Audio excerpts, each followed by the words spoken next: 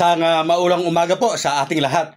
Opo, tama po, 4 na taon po ang magiging termino ng mga mananalo sa November 2, 2026. At kung 4 na taon po, bakit 2026 at hindi 2027? Pag-usapan po natin. Muli po ang aking taus-pusong pag-aanyaya sa lahat po ng napadaan lamang sa aking channel. Kayo po ay ating malugod na inaanyayahan na mag-subscribe. Pag-click po yung notification bell at all para palagi po kayong updated sa aking mga bagong upload na video. At bago po ang lahat, muli po paalala na naman ito sa mga naiinis at hindi natutuwa, nagagalit po sa aking mga content. Hindi po para sa inyo ang video ito, kaya po wag na po ninyong panoorin. Skip na po ninyo at baka masakta lamang po kayo. Maraming salamat po. Ilang araw na lamang po mga kabarangay, pirmahan man o hindi ng Pangulo ang ratified bill na yan, ay tiyak na nga po na magiging isang Republic Act na yan o ganap na batas. Kaya kapag naging Republic Act na po yan, ang halalan nga ay matutuloy po sa November 2, 2026. At ang mga mananalo po ay magkakaroon ng termino na 4 na taon.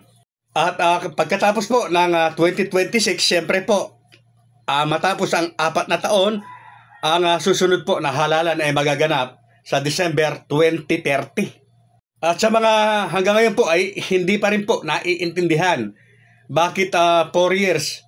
Pero ang halalan ay magaganap sa 2026. Di ba dapat 2027? Mga kabarangay, na-content ko na po ito. Kung ang pagbabasihan po ng mga nagsulong niyan ay yung 2023, yes po, 2027 nga po yung dapat ang halalan. Kaya lamang po nakita nila technically na yung 2023 po na nagkaroon ng halalan ay deklarado nga na unconstitutional. Kaya kung dyan po nila ibabase yung 4 years, 4 years na sinulong nila, sa 2027 yung halalan, nakakakita po sila ng depekto na talagang mahihirapan talaga silang maipalusot ito. Kaya po ang ginawa nila ay kinonekta nila ngayon sa legal, no? Sa legal years, yung 2022. So 2022 plus 4. Hindi po ba 2026? Na-content ko na po yan, hindi ko na masyadong i-elaborate. Napakasimple lamang po.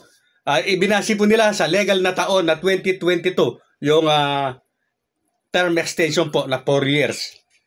Bagamat sabi ko nga po sa aking mga nakaraan na content na kahit po yan ay ma-extend ng 1 year, ay budol pa rin po kayo na mga pinangakuan dahil 6 na taon ang pinangako.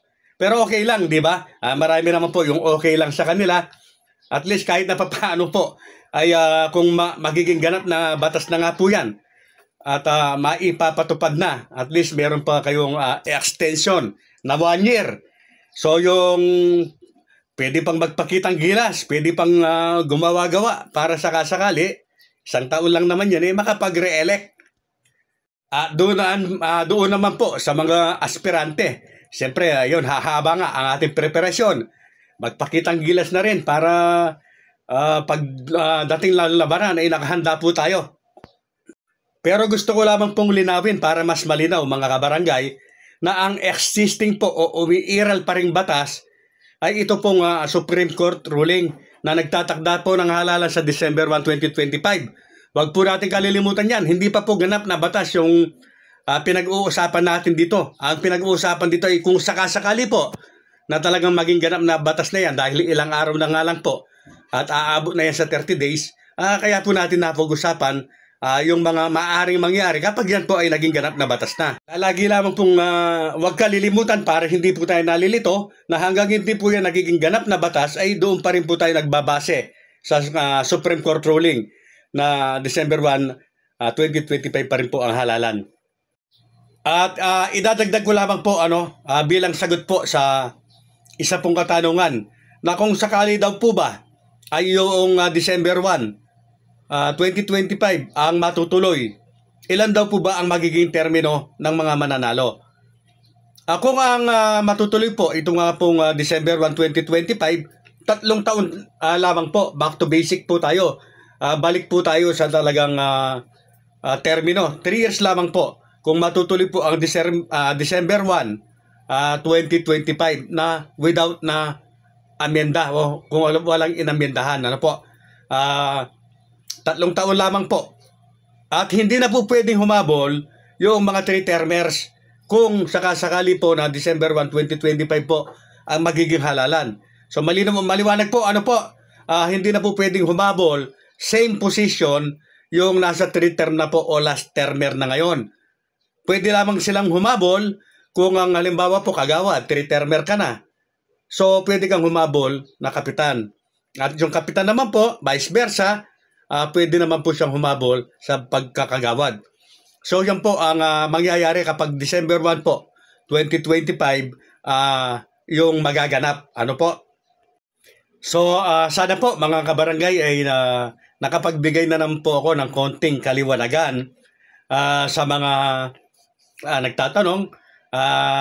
Sana po ay nasagot ko rin po ng tama yung ilan sa inyong mga katanungan.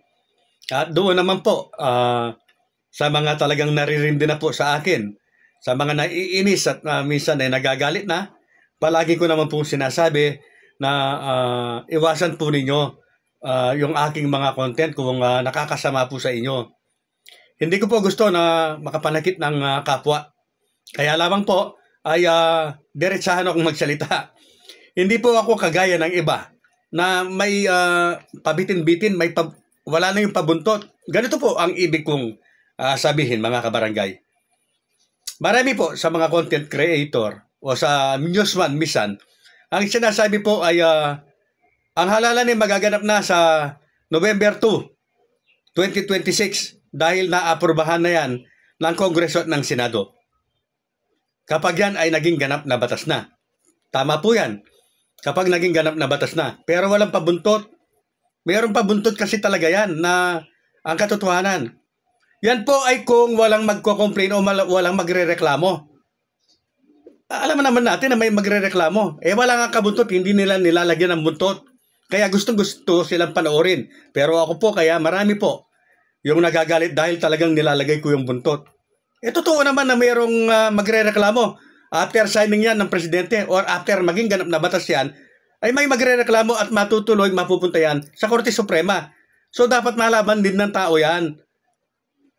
Kung yun mga nasasaktan, nalaman nila ito, dapat malaman din ng iba na neutral. Hindi po ba? So ganyan po ang ginagawa ko. Si Coiner String po, laging ibinibigay yung mga consequences ng magkabilang side po ng barya.